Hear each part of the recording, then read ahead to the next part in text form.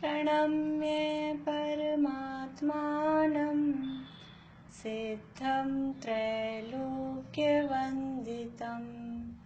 स्वाभाविक चिदानन्द स्वरूपं निर्मलाव्ययम् शुद्धजीवादिद्रव्याणां देशिकं च जिनेश्वरम् द्रव्यसंग्रहसूत्राणां वृत्तिं वक्षे समासतः जीवं दवं जिणवरवसेण जेणनेत्तेष्ठं देविन्दविन्दवन्दं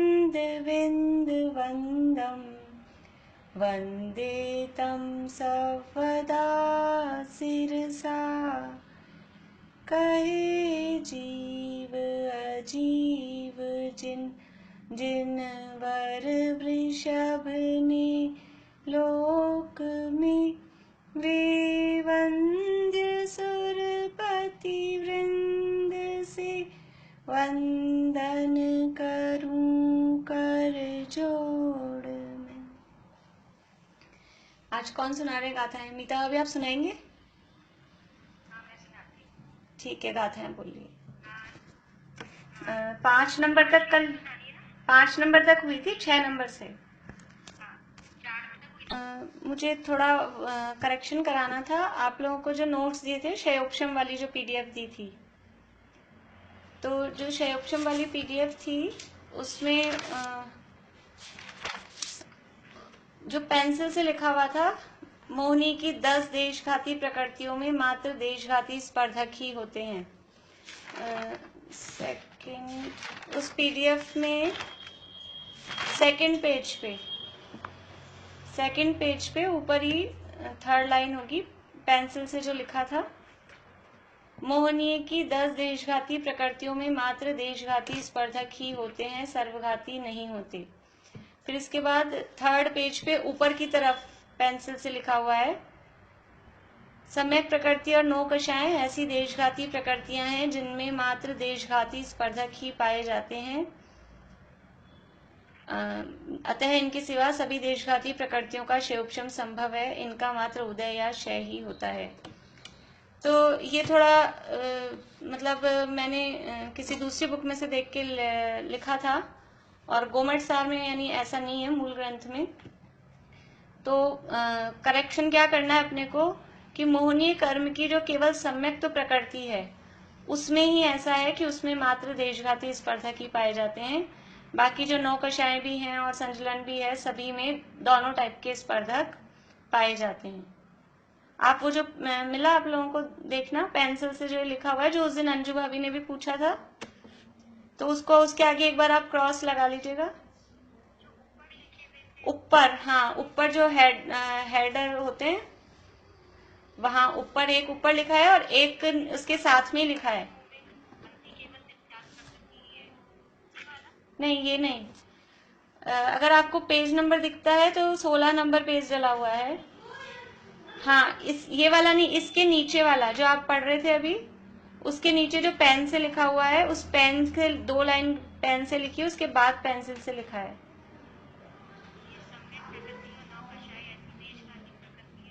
हाँ हाँ, ये वाला, हाँ, एक ये वाला, और एक उससे पहले वाले पेज में ऊपर तो पेंसिल से लिखा है वो ठीक है, उसके नीचे जो पेन से लिखा है, मैं पेन से जो लिखा है वो बोल रही हूँ।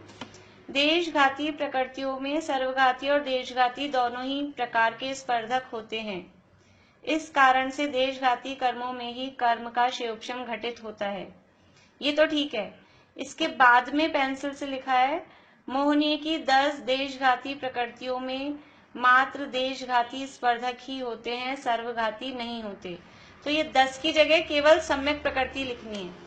मोहनीय की मात्र सम्यक प्रकृति जो प्रकृति है उसमें ही मात्र देशघाती स्पर्धक होते हैं, सर्वघाती नहीं होते। और फिर उसमें कौन कौन से होते हैं, तो ये जो हमने 4 टाइप देखे हैं उसके हिसाब से वहां फर्क पड़ता है। अभी अपने को उतनी डिटेल में नहीं पढ़ना है, और आप चाहें तो ये पूरी ही बात को हटा सकते हैं अभी, अगर आप लोगों को समझ में नहीं आ रहा हो तो इस बात को अभी रखिए ही मत यहाँ पर, उसको क्रॉस कर सकते हैं अपने, इससे इतना कोई रिलेशन इसका नहीं है। ये बात मुझे आपको बतानी थी, वो दो ग्रंथों में अलग अलग मिले इसलिए वो थोड़ा कंफ्यूजन हो गया था।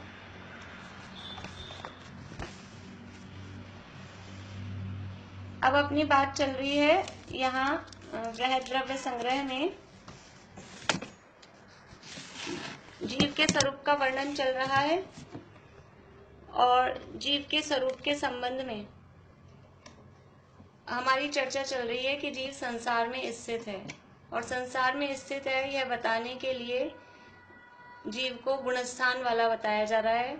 और गुणस्थान का वाला जीव अगर है तो गुणस्थानों का क्या स्वरूप है, वो गुणस्थानों का स्वरूप हम देख रहे हैं। गुणस्थान की परिभाषा कोई सुनाएंगे आज? गुणस्थान की परिभाषा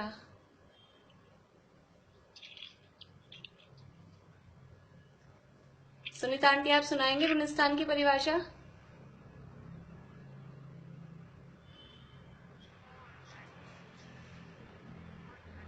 आवाज नहीं आ रही, थोड़ा जोर से बोलिए, जोर से बोलिए आंटी।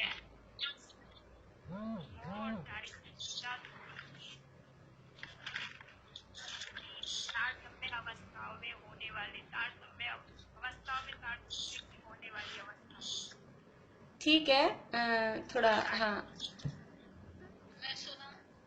हाँ बोलिए ज्योति जी, आप बोलिए।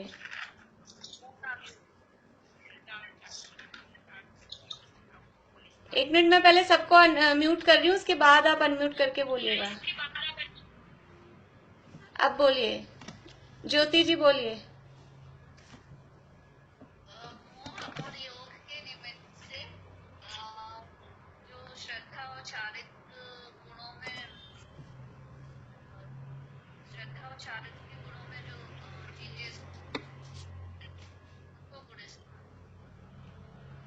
हाँ थोड़ा और,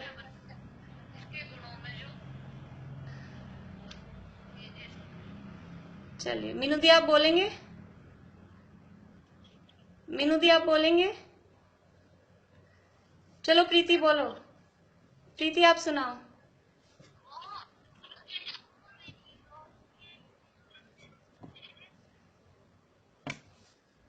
हाँ बोलिए, हाँ अब आ रही है, बोलिए मीनू दी बोलिए।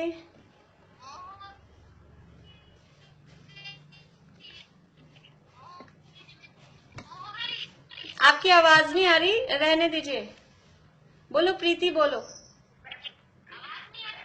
हाँ आपकी आवाज कट रही है, कोई बात नहीं, प्रीति बोलो।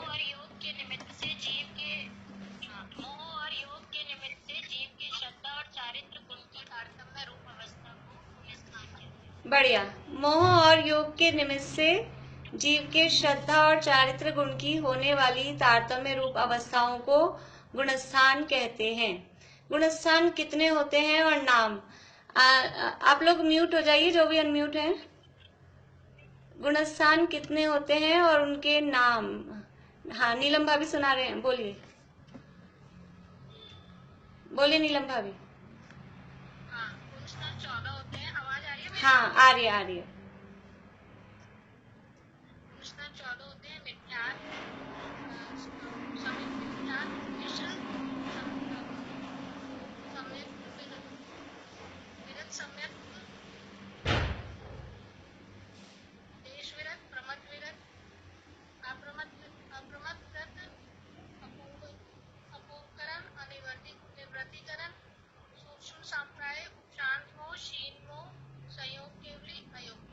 बढ़िया, पर शुरू के चार गुणस्थान के नाम फिर से बता दीजिए, वो समझ में कम आए।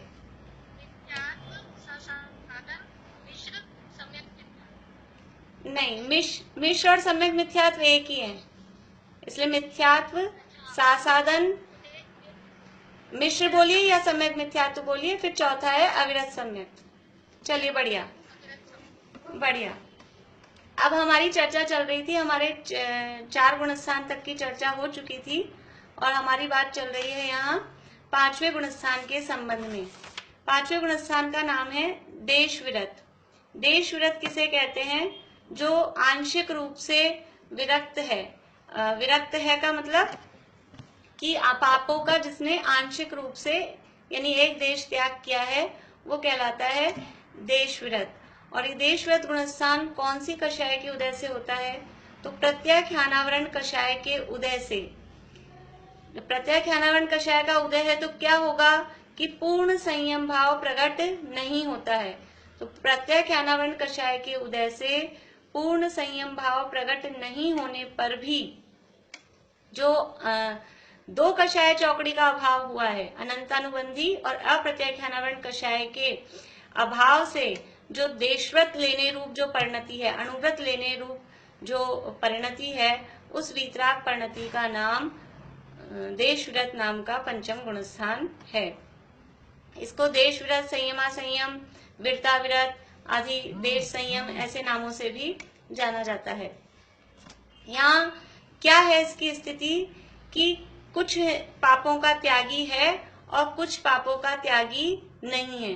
तो अपनी इच्छा से कोई से भी पाप, ठीक है हम पूरे पापों के त्यागी नहीं है तो चाहे जो पाप करें और चाहे जो पाप का त्याग कर दें, ऐसा नहीं। त्रस जीवों की हिंसा से विरत है और स्थावर जीवों की हिंसा से विरत नहीं है, ऐसा। जैसा कल छेड़ाला की क्लास में लास्ट में जो बात चल रही थी, वहां पे भी यही बात थी कि हम चाहे जो हमारी इच्छा से जो हमको पसंद नहीं है उसका त्याग कर दें या कुछ भी छोड़ दें, बस त्याग करना है, ऐसा नहीं।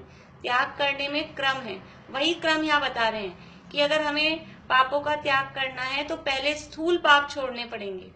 पहले स्थूल हिंसा, त्रस जीवों की हिंसा, और भी हिंसा के अलग टाइप्स बताए जाते हैं। जैसे 4 प्रकार की हिंसा होती है, संकल्पी हिंसा, उद्योगी हिंसा, आरंभी हिंसा, विरोधी हिंसा।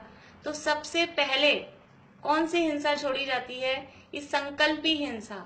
संकल्पी हिंसा का क्या मतलब है कि जिसने जो संकल्प पूर्वक किसी को मारना है, ऐसे इरादे पूर्वक जो हिंसा की जाती है उसका नाम है संकल्पी हिंसा। जैसा कि चला के कोई चींटी, कीड़ा मकोड़ा जीव चल रहा है उसको चला के मार देना। ये जो समझ लीजिए हम मच्छरों को हम तो कहते हैं भगाने के लिए, लेकिन ये जो भी यूज करते हैं ऑल आउट के नाम पे, गुड नाइट के नाम पे, ये सब क्या है? ये संकल्पी हिंसा है, क्योंकि हमने संकल्प पूर्वक इससे वो जो मच्छर है वो मर जाएंगे, हमने इरादे पूर्वक लगाया है। एक तो होती है गलती से, हमें पता नहीं था और फिर जीव मर गए, और एक हमने वो लगाया ही है, उसका काम ही यही है कि वो जीवों को मारेगा, तो ये कहलाती है संकल्पी हिंसा। इसी तरह से जो भी मान लीजिए जितने भी वीडियो गेम, मोबाइल गेम है जिसमें किसी भी तरह के जीव हों, मनुष्यों के आकार के हों या कोई और आकार के हों जो जीवित दिखते हैं, यद्यपि वो सब उसमें अजीब हैं लेकिन वो उस आकार में वहां जीवित दिखते हैं, तो उनको मार मार के जो भी ये वीडियो गेम वगैरह खेले जाते हैं, ये सब संकल्पी हिंसा है। इसका एक उदाहरण अपने पुराणों में एक आटे का मुर्गा नाम से कहानी सुनी होगी आप लोगों ने अगर कभी, तो वो बलि चढ़ाई तो जिंदा मुर्गा जो होता है, रियल मुर्गा, उसकी बलि नहीं चढ़ाई, एक आटे का ही मुर्गा बनाया और उसकी बलि चढ़ाई। तो भी वो जो उसकी बलि चढ़ाई, नहीं हम मुर्गा काट रहे हैं, हम मुर्गे को मार रहे हैं, ऐसे संकल्प पूर्वक वो उसकी बलि चढ़ाई, तो वो उसका फल उसका वही, उनको ऐसी दुर्गतियों में जाना पड़ा। तो ये सब होती है संकल्पी हिंसा। तो ऐसी संकल्पी हिंसा का तो त्यागी सामान्य श्रावक, जो हमने भूमिका वो पढ़ी थी ना, ये चौथे गुणस्थान की प्राप्ति की योग्यताएं, उसकी पात्रता क्या है, तो ऐसी संकल्पी हिंसा के त्यागी तो हम जैसे भी जीव जो सम्यक दर्शन प्राप्त करने के इच्छुक हैं, वो भी ऐसी संकल्पी हिंसा के त्यागी होते हैं। तो ये पंचम गुणस्थान में तो क्या है? संकल्पी हिंसा। फिर दूसरी होती है उद्योगी हिंसा। उद्योगी हिंसा का मतलब है व्यापार के संबंध में, कोई भी व्यापार करते हैं तो उसमें हिंसा हुए बिना नहीं रहती। तो व्यापार आदि के कामों में जो हिंसा होती है वो कहलाती है उद्योगी हिंसा। फिर होती है तीसरी आरंभी हिंसा। आरंभी हिंसा का मतलब है कि घर गृहस्थी के जो भी हम काम करते हैं, घर गृहस्थी के कामों में भी हिंसा हुए बिना रहती नहीं है। अग्नि जला रहे हैं, भोजन बनाएंगे तो पानी छान रहे हैं, चक्की वगैरह चला रहे हैं, तो वो उन सब में अभी समझ लीजिए हाथ से नहीं चला रहे तो बिजली से जो इलेक्ट्रिक हम चक्की चलाएंगे तो उसमें अग्नि का एक के जीव, वायु का एक के जीव, पंखा चलाते हैं और जो भी काम करते हैं तो न चाहते हुए भी उसमें जीवों का घात हुए बिना रहता नहीं है। हरितकाय की वनस्पति हम यूज लेते हैं, तो ये सब कहलाती हैं आरंभी हिंसा। घर गृहस्थी के कामों में, झाड़ू पोछा लगाने में, कपड़े धोने में, ये सब काम भले ही हम पूरी सावधानी से करते हों, यानी कपड़े धो रहे हैं तो उस पानी को भी पूरे दोहरे छन्ने से छान कर फिर उस पानी को यदि हम यूज ले रहे हैं तो भी उसमें वो जो जलकाय के जीव हैं उनको विराधना तो उनकी होती ही है। इसी तरह से झाड़ू बुहारी में इन सब में जीवों का घात होता है, तो ये कहलाती है आरंभी हिंसा। और चौथी हिंसा होती है विरोधी हिंसा। विरोधी हिंसा का मतलब कोई सामने से ही हमारे को मारने आ गया है तो अब अपने बचाव में हम उसको कुछ मार रहे हैं, कर रहे हैं। जैसे कि समझ लीजिए रावण सीता को उठा के ले गया तो रामचंद्र जी ने चला के युद्ध नहीं किया, बहुत उसको समझाया, उसको कहा कि हमें तो लड़ाई से मतलब नहीं है, हमें तुम्हारे राज्य से भी मतलब नहीं है, हमें तो अपनी पत्नी लौटा दो, लेकिन वो नहीं माना तो अब उनको युद्ध करना पड़ा। तो वो कहलाएगी विरोधी हिंसा। वो हमारा कुछ अहित कर रहा है, वो जबरदस्ती हमारा पत्नी को उठा के ले गया तो पत्नी की रक्षा करना ये कर्तव्य है उनका। तो ये ऐसी जो अपने बचाव के लिए जो हिंसा की जाए वो कहलाती है विरोधी हिंसा। तो ऐसी 4 प्रकार की हिंसाएं होती है। उसमें से संकल्पी हिंसा के तो सभी जैनी, जो भी जैन नाम के धारी हैं, वो संकल्पी हिंसा के तो त्यागी होते ही हैं। अभी जो पंचम गुणस्थानवर्ती श्रावक है वो अपनी भूमिका के अनुसार यथा योग्य उद्योगी और आरंभी हिंसा का और विरोधी हिंसा का भी यथा योग्य जितना जितना भी हम प्रतिमाओं के बारे में पढ़ेंगे तो जैसे जैसे उसकी विशुद्धि बढ़ती जाती है उस संबंध में वो उतना उतना उनका भी त्यागी होता जाता है। तो यहाँ त्रस हिंसा से तो पूर्णतः विरक्त है, यानी त्रस हिंसा का त्यागी है। त्रस हिंसा का मतलब त्रस जीव किसे कहते हैं? त्रस जीव। त्रस किसे कहते हैं? बोली शिमला भाभी, त्रस किसे कहते हैं?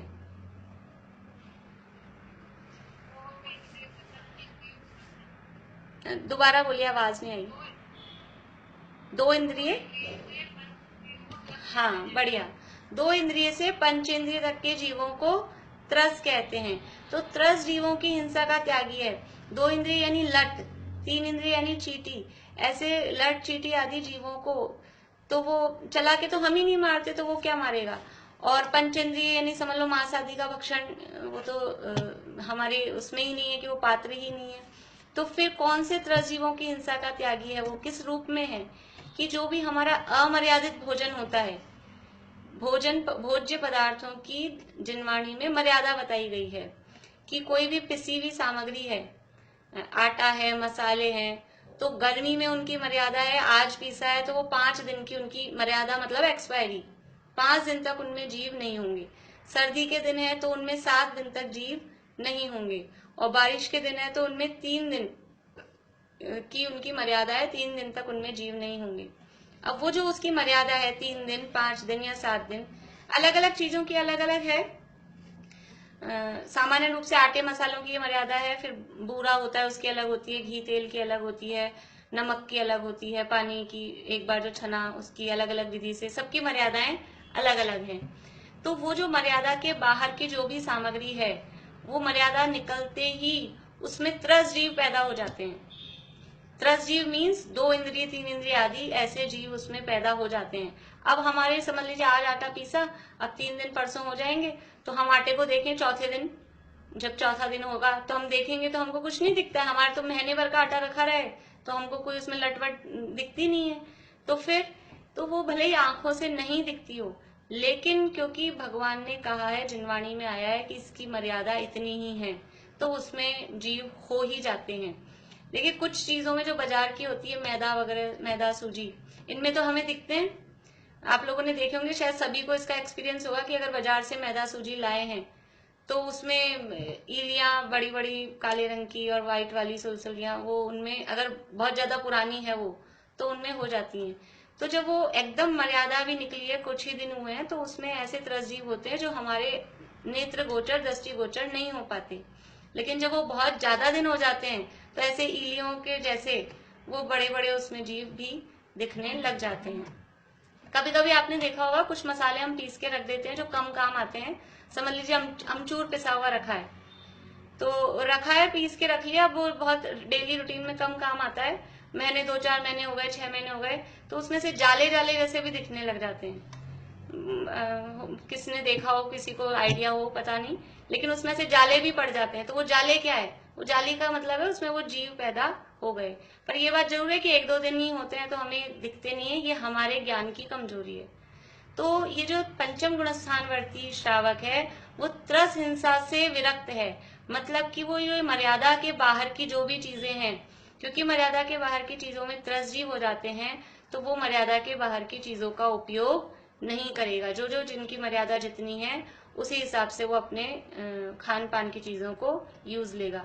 तो त्रस हिंसा से तो विरत है, लेकिन स्थावर हिंसा से विरत नहीं है। स्थावर हिंसा से विरत नहीं है का मतलब है खाना बनाएगा, हरी सब्जी भी कुछ खाएगा, तो खाना बनाने में पानी, अग्नि, वनस्पति, ये सब चीजें जो ये कायिक जीव हैं, इनका कुछ ना कुछ विराधना होती ही है। करना नहीं चाहता, लेकिन क्योंकि अभी उस भूमिका में है कि खाना बनाए बिना और खाना खाए बिना चलता नहीं है, तो वो सब काम वो करता है। तो इसलिए त्रस हिंसा से विरत है और स्थावर हिंसा से अविरत है।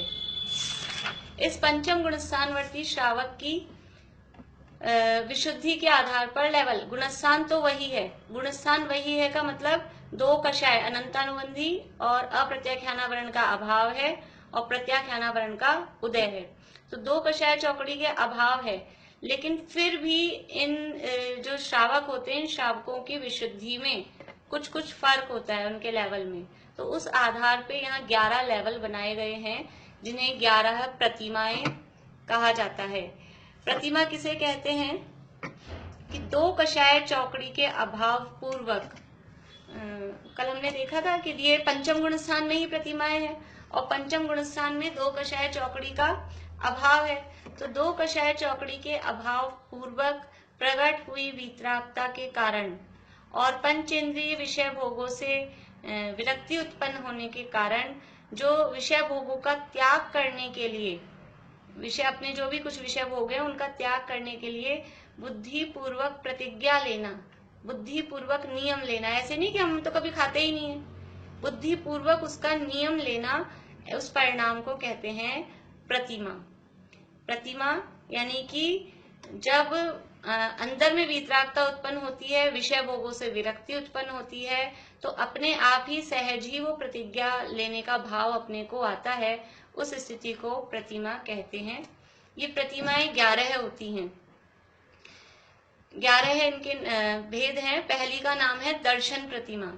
दर्शन प्रतिमा ये सबसे समझ लीजिए इनिशियल स्टेज जो पंचम गुणस्थान की है, कि सम्यक दर्शन की विशुद्धि को दर्शन प्रतिमा कहते हैं। 2 कषाय चौकड़ी के अभाव पूर्वक जो विशुद्ध सम्यक दर्शन है, विशुद्ध का मतलब कि जो सम्यक दर्शन के 25 दोष, सम्यक दर्शन के दोष मतलब सम्यक दर्शन जिन दोषों से रहित होता है, 25 दोषों से रहित सम्यक दर्शन होता है, वो निर्दोष सम्यक दर्शन कहलाता है। इसका वर्णन अभी 6 डाला में, तीसरी डाल में आने वाला है 25 दोषों का। तो ऐसे 25 दोषों से रहित और 2 कषाय चौकड़ी के अभाव पूर्वक जो विशुद्ध सम्यक दर्शन है, उसका नाम दर्शन प्रतिमा है। कुछ लोग समझते हैं कि दर्शन प्रतिमा नाम है, इसका मतलब है कि भगवान के दर्शन करने की प्रतिज्ञा का नाम दर्शन प्रतिमा है, क्योंकि नाम उसमें लिखा है दर्शन प्रतिमा, तो भगवान की प्रतिमा के दर्शन करो तो अपने दर्शन प्रतिमा हो गई। ऐसा इसका अर्थ नहीं है। दर्शन प्रतिमा का मतलब है कि पंचम गुण स्थान में पहले स्थित हो। पंचम गुण स्थान में स्थित हो मतलब 2 कषाय चौकड़ी के अभाव पूर्वक वीतरागता हो और उसके साथ साथ निर्दोष सम्यक दर्शन हो, उसका नाम दर्शन प्रतिमा है। दूसरी का नाम है व्रत प्रतिमा। व्रत प्रतिमा मतलब कि व्रत किसे कहते हैं? वही हिंसा नृत्या ब्रह्म परिग्रहेभ्यो विरतिर व्रतम, कि 5 पापों से विरक्त होने का नाम व्रत है। तो जिस प्रतिमा में यानी जिस भूमिका में अब वीतरागता इतनी बढ़ गई कि जो ये 5 पाप हैं, हिंसा, झूठ, चोरी, कुशील और परिग्रह, इनसे नियम पूर्वक कि अब मैं नियम पूर्वक स्थूल पापों का त्याग करता हूँ, तो ऐसे नियम पूर्वक 5 अणुव्रतों को ग्रहण करना, नियम पूर्वक 5 अणुव्रतों को ग्रहण करना, वो कहलाता है व्रत प्रतिमा।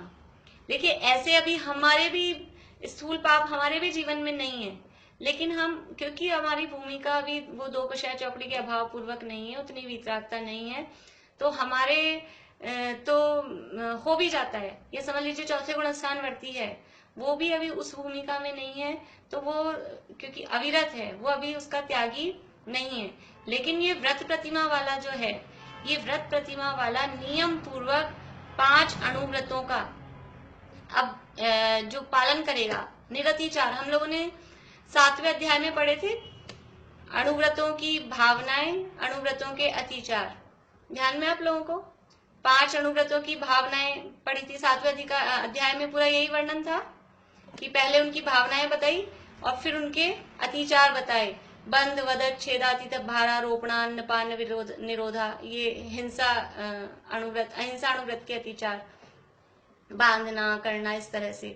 तो ये जो व्रत प्रतिमा वाला है, व्रत प्रतिमा वाला श्रावक उन व्रतों को, 5 अणुव्रतों को निरतिचार, ये जो अतिचार बताए गए थे, इन अतिचारों से रहित उनका पालन करता है, तो वो कहलाती है व्रत प्रतिमा। यानी 5 अणुव्रतों का निरतिचार पालन करना, 2 कषाय चौकड़ी के अभाव पूर्वक, पंचम गुण स्थान पूर्वक 5 अणुव्रतों का निरतिचार पालन करना, ये व्रत प्रतिमा कहलाता है। तीसरी प्रतिमा का नाम है सामायिक प्रतिमा। सामायिक प्रतिमा का मतलब क्या है कि बुद्धिपूर्वक, देखिए जो श्रावक होते हैं वो 3 टाइम सामायिक करते हैं। जो भी संध्या काल होते हैं, सुबह का जो क्या बोलेंगे, सुबह वाला जो टाइम होता है सूर्योदय से पहले, वो सुबह वाला टाइम, दोपहर में 12 बजे वाला जो टाइम है, और शाम को जो शाम का संध्या का समय है, ये तीनों टाइम वो सामायिक करते हैं, सामान्य रूप से श्रावक करते हैं। हम लोग समझ लो अपने पर्व के दिनों में, 10 लक्षण वगैरह में शाम के टाइम ही करते हैं, पर जो भी अपने समझ लीजिए त्यागी व्रती जो लोग होते हैं, वो ऐसे 3 टाइम सामायिक करते हैं, लेकिन बस वो करते हैं एक अभ्यास रूप में। परंतु ये जो सामायिक प्रतिमा का धारी श्रावक है, वो 2 कषाय चौकड़ी के अभाव पूर्वक वितरागता है, और उसकी वितरागता और बड़ी, तो उसकी वितरागता इतनी बड़ी कि वो नियम पूर्वक 3 टाइम बिल्कुल सामायिक करता ही करता है। कहीं उसमें किसी भी रूप में अतिचार या दोष उसमें नहीं लगते हैं। जो इसमें हमारे सामायिक वगैरह के भी जो शिक्षा व्रतों के, गुण व्रतों के भी अतिचार और भावनाएं वहां हमने पढ़ी थी, वो सब इसके संबंध में समझ लेना। तो ये तीसरी प्रतिमा का नाम है सामायिक प्रतिमा। तो ये जो तीसरी प्रतिमा वाला है, अब उसको अणुव्रत पालने का तो नियम नहीं है ना। जो तीसरी सामायिक प्रतिमा में आ गया, वो अणुव्रत पालेगा या नहीं पालेगा?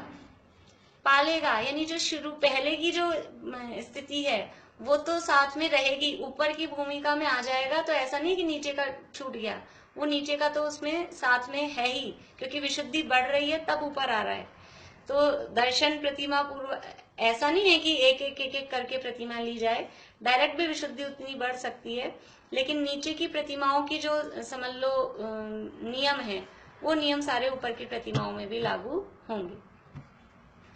चौथी प्रतिमा का नाम है प्रोषद प्रतिमा।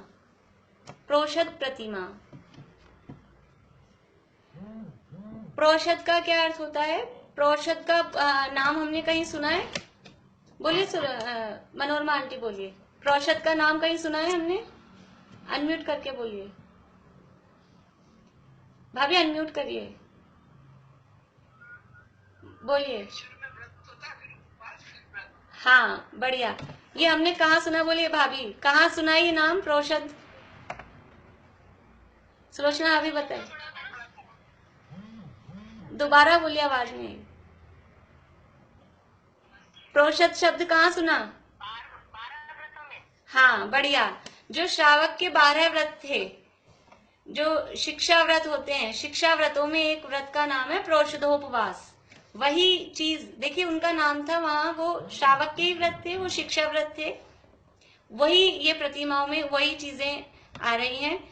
तो वहां यहाँ शॉर्ट में बोला है प्रोषद प्रतिमा, जो प्रोषधोपवास का स्वरूप है। जो ज्ञानी श्रावक होता है वो अभ्यास रूप में ये उपवास करता है, और इसका तरीका क्या है कि अष्टमी के दिन उपवास करना है, अष्टमी और चतुर्दशी के दिन उपवास करना है।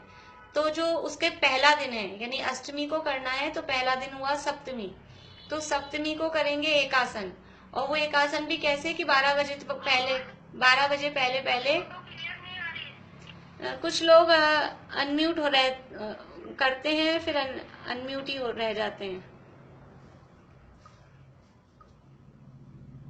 हाँ जी, आवाज कट रही है ये मीनू, और सबको आ रही है सही? और सबको तो सही आ रही है। मीनू दी, आपके कनेक्शन में कुछ चक्कर है, आपके नेटवर्क में प्रॉब्लम हो रही होगी या तो। और सबको आ रही? मिता अभी आपको आ रही है? सबको आ रही है ना बराबर? मीनू दीदी आपकी आवाज कट रही है, हमें भी समझ में नहीं आ रही आपकी आवाज। तो क्या बात अपनी प्रोषद की बात चल रही थी। प्रोषदोपवास किसे कहते हैं कि अष्टमी को उपवास करना है तो सप्तमी को भी एकासन और नवमी को भी एकासन, और सप्तमी को कैसा एकासन कि सप्तमी को 12 बजे पहले कर लेना है, और फिर नवमी को जब पारना करेंगे तो वो 12 बजे बाद करना है। मीनू दी आप म्यूट करिए पहले। तो ये कहलाता है प्रोषदोपवास। तो ये ऐसा प्रोषदोपवास पूर्व भूमिका में भी होता था, लेकिन उसमें थोड़ा इसमें जघन्य मध्यम उत्कृष्ट टाइप का होता है। ये जो मैंने अभी आपको बताया ये उत्कृष्ट है, मतलब कितने घंटे का उपवास हो जाएगा आप देख लो, 12 से लेके 72 घंटे करीब हो जाएंगे इसमें। इस तरह से वो अलग अलग घंटों के हिसाब से वो कहलाता है उत्तम, मध्यम और जघन्य। तो ये प्रोषदोपवास जो नियम पूर्वक ऐसी जो प्रतिज्ञा ली कि मैं हर अष्टमी और हर चतुर्दशी को इस तरह से उपवास और व्रत करूंगा ही करूंगा, और नियम पूर्वक वो ऐसे करते हैं, तो वो कहलाती है प्रोषद प्रतिमा। लेकिन अकेले बाहर में वो क्रियाएं करने का नाम प्रतिमा नहीं है, साथ में कंडीशन क्या है कि 2 कषाय चौकड़ी के अभाव पूर्वक अंदर में वीतरागता उत्पन्न होनी चाहिए। पंचम गुणस्थान पूर्वक ही ये सब काम होते हैं, तो इसका नाम हुआ प्रोषद प्रतिमा। फिर 5वीं प्रतिमा का नाम है सचित्त त्याग प्रतिमा। सचित्त त्याग का मतलब कुछ पदार्थ सचित्त कहलाते हैं। सचित्त का मतलब होता है जीव सहित जो पदार्थ हैं। जीव सहित का मतलब समझ लीजिए जो हरी वनस्पतियां हैं वो सब सचित्त कहलाती हैं। और जैसे पानी है, हमने छान लिया, अच्छा दोहरे मोटे छन्ने से पानी छान लिया, लेकिन अभी वो पानी केवल छना है तो वो सचित्त है। वो पानी जो छाना है ना हमने, उस छानने में केवल अभी त्रस जीव निकले हैं, अभी उसमें स्थावर जल का एक का अभाव नहीं हुआ, इसलिए वो है सचित्त। और फिर हम उस पानी को उबाल लेते हैं, पूरा पूरा अच्छी तरह जो उबाल लिया तो वो पानी में से जल का एक निकल जाता है, तब फिर वो पानी कहलाता है अचित्त। आप लोगों ने देखा होगा जब भी कभी आप लोग आहार वगैरह देते होंगे तो मुनिराज तो वो लेते ही हैं, लेकिन कुछ साथ में त्यागी व्रती भी जो भी आते हैं ब्रह्मचारी लोग, वो गर्म पानी, हम उसे को गर्म पानी बोलते हैं। गर्म का मतलब है वो उबला हुआ, अचित्त किया हुआ। तो वो ये सचित्त त्याग नाम की जो प्रतिमा है उसमें ऐसे अचित्त पदार्थों का सेवन नहीं होगा। अलग अलग चीज को अचित्त करने का अलग अलग उपाय है। जैसे पानी को अचित्त करने की विधि है कि उसको पूरा उबाल लिया जाए। फलों को अचित्त करने के उपाय भी अलग अलग फल के अलग अलग हैं। जैसे कि हमने केला लिया तो पूरा साबुत अगर केला खाएंगे तो वो सचित्त कहलाएगा। फिर उसके बीच में से पीस कर लिए, या नमक उसमें डाल दिया, या थोड़ा सा गर्म कर दिया, तो ये अलग अलग विधियां उनको अचित्त करने की होती हैं। तो जो पंचम गुणस्थानवर्ती जो श्रावक है, 5वीं प्रतिमाधारी, वैसे सचित्त पदार्थों का त्यागी होता है, वो सचित्त पदार्थों का सेवन नहीं करता। और इतना ही नहीं, खाली खाने में ही पानी गर्म करके काम में ले वो नहीं, नहाना धोना कपड़े धोना उस सब में ही सचित्त त्याग, ये नियम पूर्वक इस तरह का वो जो त्याग होता है वो सचित्त त्याग प्रतिमा कहलाता है। इसके बाद में है 6ठी प्रतिमा। कुछ पूछ रहे हैं? हाँ, मैं बोल रही, जैसे आपने बोला कि हमने पानी छाना, हाँ तो उसमें से ग्रंथ निकल गए, हाँ तो फिर उसमें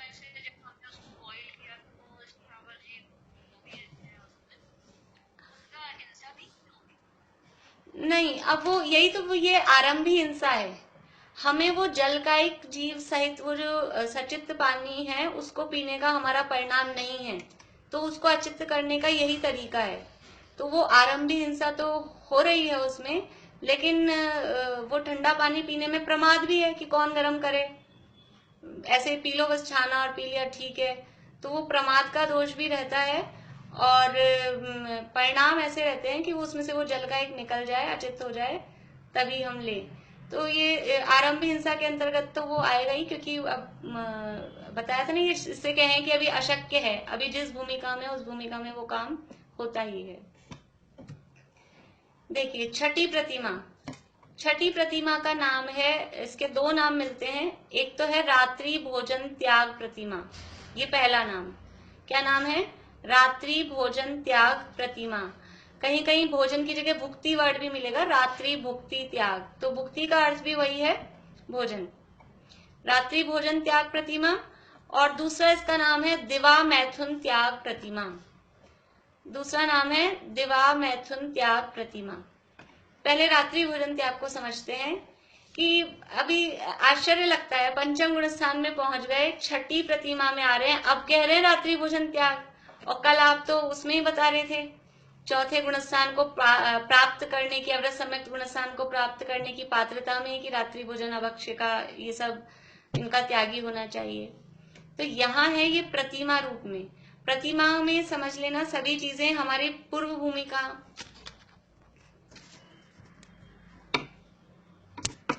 रही थी छठी प्रतिमा के संबंध में। छठी प्रतिमा का नाम है रात्रि भोजन त्याग प्रतिमा। तो रात्रि भोजन तो अभी भी हमारे जीवन में है, फिर उस प्रतिमा में क्या विशेष है कि अभी जो हमारे जीवन में रात्रि भोजन है, इसमें रात्रि भोजन का जो त्याग है, इसमें बहुत प्रकार के अतिचार लगते हैं।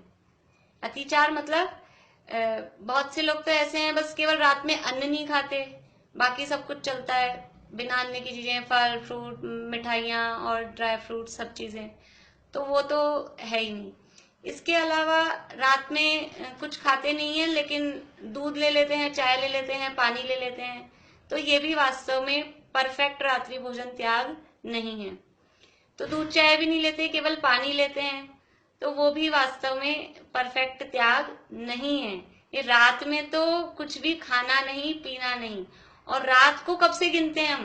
रात गिनते हैं हम बिल्कुल अंधेरा हो जाए, जैसे अभी इन दिनों में आप समझ लीजिए कितने बजे हो रही है, 7 बजे करीब, और अभी थोड़े और गर्मी आएगी तो 7:30 पौने 8 तक भी चलेगा, जब तक तारे नहीं निकल जाए तब तक दिन मानते हैं।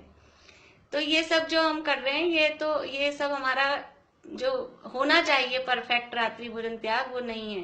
रात्रि भोजन त्याग का मतलब सूर्यास्त के पौन घंटे पहले किचन बंद, पानी वानी सब बंद, सूर्यास्त के पौन घंटे पहले पानी भी मतलब पीकर खत्म, उसके बाद कुछ नहीं खाना पीना, ये होता है परफेक्ट रात्रि भोजन त्याग। और उसके अलावा भी क्या है कि मतलब बारीकियां बहुत है उसमें, कि कोई चीज रात में बना ली, रात में कर देख ली, सो लिया। हम लोग सर्दियों में तो यही चलता है, सारी सब्जियां रात में सुधार लेते हैं, तो वो रात में सुधारी भी फिर सुबह बनाते हैं, सुबह काम ले रहे हैं, रात में भिगो दिया, कुछ सुबह बनाना है छोले वगैरह राजमा, तो रात में भिगो दिया, तो इसमें भी ये अतिचार लगते हैं। अभी हमारी भूमिका में मैं आपको बता रही हूँ, लेकिन जिस वास्तव में हमें जितना शक्य है उतना पालन भी करना चाहिए, लेकिन हमारी भूमिका में अभी ऐसी काम होते हैं, तो हम वास्तव में परफेक्ट जो रात्रि भोजन त्याग है वो हमारे जीवन में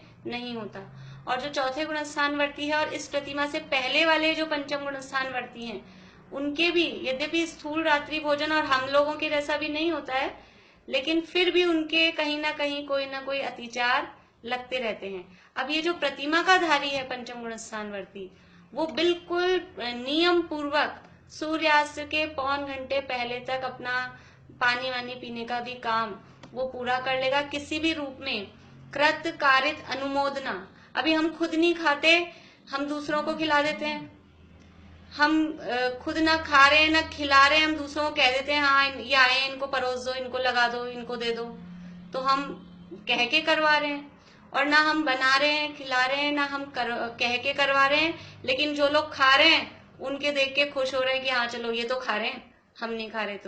तो कृत कारित अनुमोदना से पूरा चारों प्रकार के आहार का, चाहे खाद्य हो, स्वाद्य हो, लेय हो, पेय हो, किसी भी तरह के पदार्थों का पूरा नियम पूर्वक वो त्याग करना, वो कहलाता है रात्रि भोजन त्याग प्रतिमा।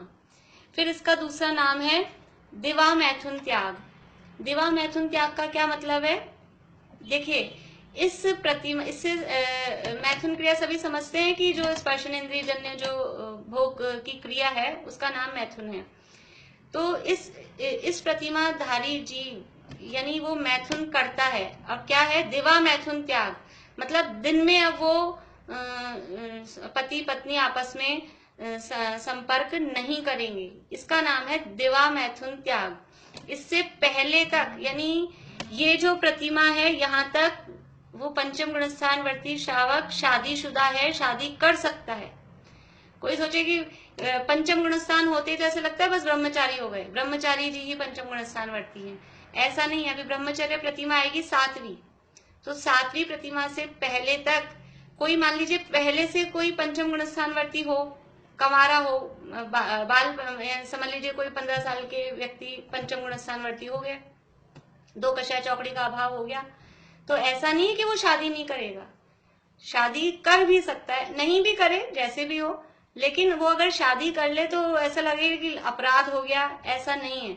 शादी कर सकते हैं और शादी के बाद जो क्रिया होती है वो भी उनके जीवन में रहती है। लेकिन ये जो छठी प्रतिमा है, यहाँ पर वो दिवा मैथुन त्याग उनका नियम पूर्वक हो जाता है, दिन में वो किसी भी तरह से संपर्क नहीं करते हैं। फिर है सातवीं प्रतिमा ब्रह्मचर्य प्रतिमा। ब्रह्मचर्य का प्रतिमा कि अब कृतकारित अनुमोदना से मन वचन काय से वो जो भी है स्त्री पुरुष के संयोग का, पुरुष है वो स्त्री के संपर्क का, यानी अगर अब तक शादी नहीं हुई है तो शादी नहीं करेंगे, और अगर शादी हो गई है तो वो ब्रह्मचर्य रूप से रहेंगे। तो ये सातवीं प्रतिमा का नाम है ब्रह्मचर्य प्रतिमा। अभी तक यहाँ कहीं भी ये नहीं आया है कि घर में ही रहेंगे, यहाँ तक अभी कहीं भी ऐसा ग्रह त्याग नाम की प्रतिमा नहीं आया। हमको ऐसा दिखता है आजकल थोड़ा सा भी कोई प्रतिमा यानी गुणस्थान का ठिकाना नहीं है, थोड़े बहुत भी नियम लिए बाहर में सफेद कपड़े पहने और घर छोड़ के निकल जाते हैं। तो यहाँ अभी घर छोड़ने का विधान नहीं है। ये सब घर में रहने वाले गृहस्थ श्रावक हैं पंचम गुणस्थानवर्ती, और घर में रहकर इस तरह की साधना, परिणामों में शुद्धि जैसे जैसे होती है, घर में रहकर ही इस तरह की साधना करते हैं। आठवीं प्रतिमा का नाम है आरंभ त्याग प्रतिमा। आरंभ त्याग, आरंभ का मतलब अभी जो बताया था कि घर गृहस्थी के जो भी काम होते हैं, भोजन आदि बनाना करना, उसमें ये आरंभ, आरंभ मतलब जिस कामों में हिंसा होती है उसे कहते हैं आरंभ। जिन कामों में हिंसा होती ही है, कितना ही बचो लेकिन हिंसा होती ही है, उन कामों को कहते हैं आरंभ। तब ये आठवीं प्रतिमा वाली स्थिति में आकर जीव आरंभ का त्याग कर देता है। अब वो आरंभ नहीं करता है, किसी भी तरह से इस तरह के जो हिंसा वाले काम होते हैं वो नहीं करता है, तो ये कहलाती है आरंभ त्याग प्रतिमा। मतलब समझ लीजिए कि व्यापार धंधे में आरंभ होता है, कोई भी तरह का काम करेंगे, किसी भी तरह के जो भी समझ लीजिए व्यापारी होंगे, तो उनमें कुछ ना कुछ आरंभ होगा ही होगा, चाहे कपड़े के हों, चाहे समझ लीजिए अनाज के हों, कुछ कोई भी चीज हो, कपड़ा भी बनेगा तो कुछ ना कुछ उसमें आरंभ होता ही है। तो ये आरंभ त्याग प्रतिमा वाला अब इस तरह के आरंभ को छोड़ देता है। इसके बाद में है 9 नंबर की प्रतिमा परिग्रह त्याग प्रतिमा। परिग्रह त्याग प्रतिमा का मतलब है कि अब वो देखिए, एक तो अणुव्रतों में हमने शायद पहले भी कहीं किसी प्रकरण में पढ़ा है कि एक तो होता है परिग्रह परिमाण अणुव्रत, फिर एक हमने पढ़ा था भोग परिमाण, और अभी यहाँ आ रही है परिग्रह त्याग प्रतिमा। तो जब पहले ऊपर परिग्रह परिमाण 5 अणुव्रत लिए थे ना दूसरी व्रत प्रतिमा में, दूसरी जो व्रत प्रतिमा थी उसमें 5 अणुव्रतों का धारी हुआ था। कौन से होते हैं 5 अणुव्रत? बोलिए निशा आंटी, बोलिए 5 अणुव्रत कौन से होते हैं? हिंसा, झूठ, चोरी, परिग्रह, इनका क्या? हाँ, तो अणुव्रत करके नाम बताइए। अहिंसा अणुव्रत,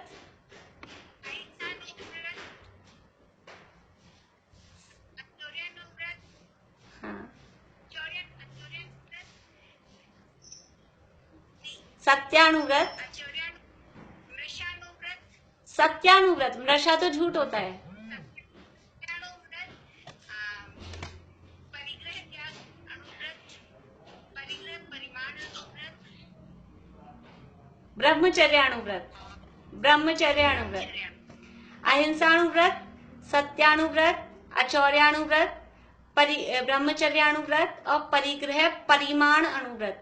वहां परिग्रह का परिमाण, परिग्रह त्याग अनुव्रत नहीं है, क्योंकि परिग्रह की सीमा निश्चित की है कि कितना, क्योंकि परिग्रह से श्रावक है वो परिग्रह से रहित नहीं हो सकता। जो घर गृहस्थी में रहता है उसको कुछ ना कुछ अपना परिग्रह रखना ही पड़ता है, वो उसकी भूमिका में होता ही है।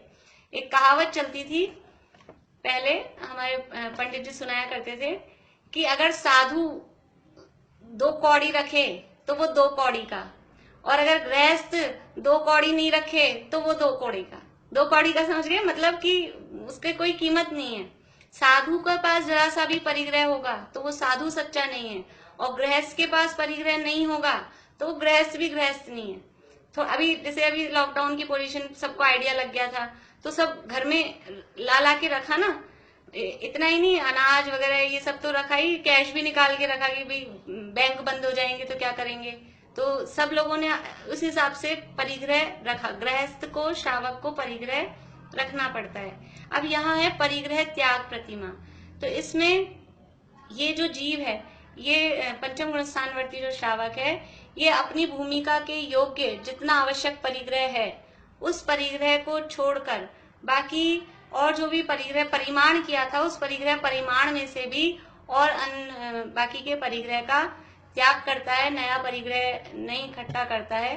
तो इस तरह से ये परिग्रह त्याग प्रतिमा 9 नंबर की है। फिर 10वीं है अनुमति त्याग प्रतिमा।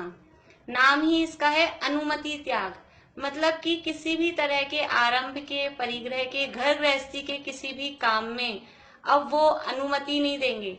आप पूछोगे 10वीं प्रतिमाधारी जो होंगे घर में रहेंगे, अपने घर में रहते हैं, और क्योंकि आरंभ त्याग उन्होंने 8वीं प्रतिमा में ही कर दिया था तो वो खुद भोजन बनाएंगे नहीं, तो अब जो घर वाले हैं वो उनको भोजन बना के देते हैं। तो आप पूछेंगे समझ लीजिए अम्मा जी आज घिया की सब्जी बना लें या आज ये वाली दाल बना लें, तो वो कुछ हाँ नहीं कहेंगे, वो किसी भी रूप में अनुमति नहीं देंगे। आप जो बना के दोगे उनके योग्य, जो उनके नियम के योग्य है वो उस हिसाब से उसमें से देखेंगे। लेकिन वो आप ये कर लें, ये घर में अपन मकान बन रहा है तो ये कमरा ऐसे बना लें, ये कलर ऐसे कर लें, कोई नहीं, ये वाली गाड़ी खरीद लें, किसी भी रूप में अनुमति नहीं देंगे। शादी विवाह का प्रसंग हो, बच्चों की शादी विवाह हो रही हो, ये लड़का लड़की देखा है, ये ठीक है, इसकी विवाह कर दें, अनुमति त्याग, वो किसी भी रूप में किसी भी तरह के घर गृहस्थी के काम में अपनी अनुमोदना, अनुमति का मतलब है अनुमोदना नहीं देंगे। ये अंदर में परिणामों की विशुद्धि का लेवल बढ़ता जा रहा है। अब उनकी विशुद्धि ऐसी हो गई, इतने विरक्त हो गए घर में रहकर भी कि अब तुम करो जो करो, मुझे किसी से कोई मतलब नहीं है, मुझे तो टाइम पे बस 2 रोटी यानी भोजन जो करना है वो टाइम पे मिल जाए, बाकी किसी तरह से किसी से कोई संबंध नहीं है। अब 10वीं प्रतिमा है उद्दिष्ट त्याग, 11वीं। अब अपने पास समय कम बचा है तो इसको एक को छोड़ते हैं, कल लेंगे फिर, वरना एकदम 2-4 मिनट भी टाइम नहीं बचेगा। आप लोगों को कुछ पूछना हो तो वो भी नोट करके रख लीजिए, अपन कल बात करेंगे। अभी क्लास यहीं पूरी करते हैं। जय जिनेंद्र।